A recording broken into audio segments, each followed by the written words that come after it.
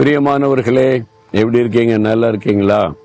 நல்லா இருக்கணும், சந்தோஷமா இருக்குன்னு நினைச்சாலும் ஒரு நாள் சந்தோஷமா விட மாட்டேங்கிறாங்களே.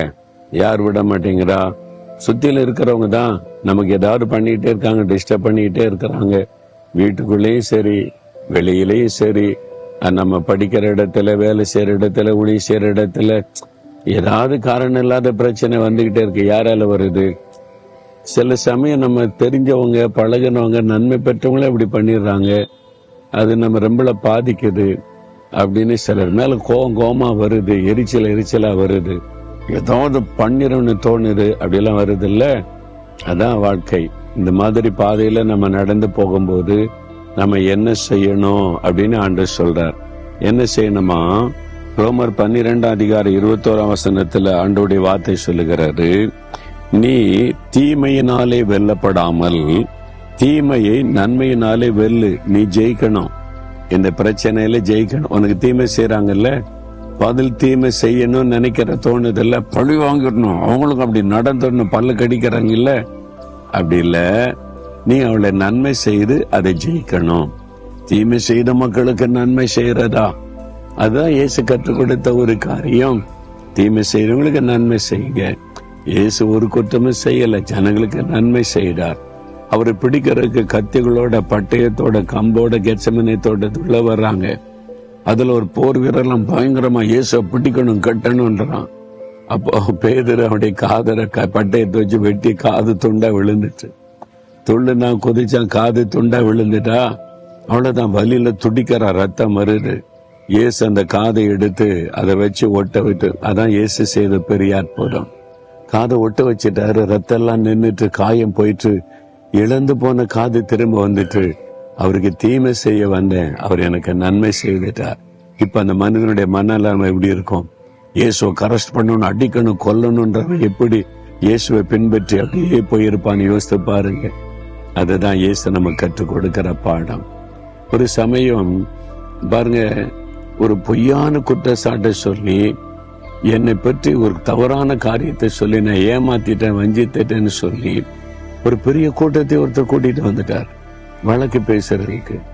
எனக்கு அதை நான் இவருக்கு நன்மை தானே செய்ய போனேன், இவர் என்னடா இந்த மாதிரி பண்ணிட்டாரு அப்படின்னு சொல்லி, அப்ப வந்தவங்களுக்கு நான் விளக்கி ரெக்கார்டெல்லாம் எடுத்து காமிச்சா, ஐயோ பிரதர், நாங்க தப்பு பண்ணிட்டோம், இந்த ஆள் உங்களை பற்றி பொய்யான காரியத்தை சொல்லி எங்களை கூட்டிட்டு வந்துட்டான், எங்களை மன்னிச்சுக்கிடுங்க, நாங்க போறோன்னு போயிட்டாங்க. என்னை அவமானப்படுத்தணும், பொய்யான குற்றச்சாட்டை சொல்லி வேதனைப்படுத்தணும் அந்த மனிதர் வந்து பேசிட்டு போயிட்டார். இப்போ அந்த சகோதரனுக்கு ஒருத்த என்ன தோன்றும், நான் அவருக்கு என்ன தப்புன்னு, நன்மை தானே செய்யறேன், ஏன் என்னை பற்றி அபாண்டமான பழி சுமத்தி தீமையை கொண்டு வந்தாரு, ஏன் எனக்கு ஒரு தீமை செய்யணும்? அப்ப ஆண்டவர் சொன்னார், மகனே, தீமை செய்யறவனுக்கு நன்மை செய். இயேசு சொன்ன வார்த்தை என் உள்ளத்திலே துணிக்க ஆரம்பித்தது.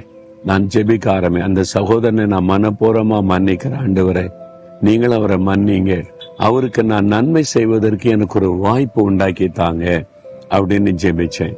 எனக்கு தீமை செய்கிறார், நான் அவருக்கு நன்மை செய்ய விரும்புறேன், நீங்க சொன்ன வசனத்தின்படி எனக்கு ஒரு வாய்ப்பை உண்டாக்கி தாங்கன்னு ஜெபம் பண்ணினேன். சில காலங்கள் கழிந்தது. அவர் எல்லாத்தையும் இழந்து சாப்பாட்டுக்கு வழி இல்லாமல் கஷ்டப்படுவதை நான் கேள்விப்பட்ட போது ஒரு நண்பர் மூலமாய் அவரை வரவழைத்து அவருக்கு தேவையான உதவிகளை செய்து, ஒண்ணு கலங்காரங்க, உங்களுக்கு ஒரு நல்ல வாழ்க்கை வருமானம் வரும் வரைக்கும் நான் உதவி செய்யறேன், என்ன குடும்பத்துல சாப்பாட்டுக்கே வழி இல்லை. அப்ப ஆண்டவர் அவரை தண்டிச்சுட்டார், எனக்கு அயுத்தம் பண்ணிட்டார் அப்படின்னு நான் சந்தோஷப்படல. அவருக்கு உதவி செய்கிற வாய்ப்பை கர்த்தர் எனக்கு தந்திருக்கிறார். நான் அவரை நேசித்து ஜெபம் பண்ணி அவருக்கு உதவி செய்து, உங்களுக்கு ஒரு வருமானம் வரும் வரைக்கும் நான் ஹெல்ப் பண்றேன், நீங்க பயப்படாதுங்கன்னு சொல்லி அவருக்கு உதவி செய்வதற்கு தேவன் கிருபை கொடுத்தார். அது எவ்வளவு பெரிய சந்தோஷம் தெரியுமா? அதுதான் வெற்றி, அதுதான் சாத்தானை ஜெயிக்கிற ஜெயம். ஆண்டவர் சொன்னார், நீங்க தீமையினாலே வெல்லப்படாமல் தீமையை நன்மையினாலே வெல்லுங்க, நன்மை செய்து ஜெயிங்க. உங்களுக்கு யார் தீமை செய்யறாங்க, வீட்டுக்குள்ளே இருப்பாங்க, உங்களை பார்த்துக்கிட்டே இருப்பாங்க, வெளியில வீட்டுக்குள்ள இருந்தே உங்க நிம்மதியை கெடுப்பாங்க. நீங்க வேலை செய்யற இடம், ஊழியம் செய்யற இடம், வசிக்கிற இடம், எல்லா இடத்துலயுமே இருப்பாங்க. உங்களுக்கு தீமை செய்யற மக்களுக்கு, ஆண்டவரே அவங்களுக்கு நான் நன்மை செய்யணும், எனக்கு ஒரு வாய்ப்பை ஏற்படுத்தி கொடுங்கன்னு கேளுங்க, கர்த்தரை ஏற்படுத்தி தருவார். அவங்களை உண்மையா நேசித்த நன்மை செய்யுங்க. அதுல இருக்கிற சந்தோஷம் இருக்கு பாருங்க, அது எவ்வளவு பெரிய மகிழ்ச்சி தெரியுமா? அது ஒரு பெரிய சந்தோஷங்க. இன்னைக்கு சொல்லுங்க, ஆண்டவரே எனக்கு தீமை செய்யறவங்கள மனப்பூர்வமா நான் மன்னிக்கிறேன். நான் அவங்களுக்கு நன்மை செய்யணும், அவங்களுக்கு உதவி செய்யணும், அவங்கள நான் சந்தோஷப்படுத்தணும். எனக்கு கிருபை தாங்க. நான் தீமையினால வெல்லப்படாம தீமையை நன்மை செய்து ஜெயிக்கணும்னு சொல்லி கொடுத்தீங்க. அதை பின்பற்ற எனக்கு உதவி செய்யுங்க. இன்றைக்கே நான் அதை செய்யணும், எனக்கு உதவி செய்யுங்க. இயேசுவின் நாமத்தில் ஆமேன், ஆமேன்.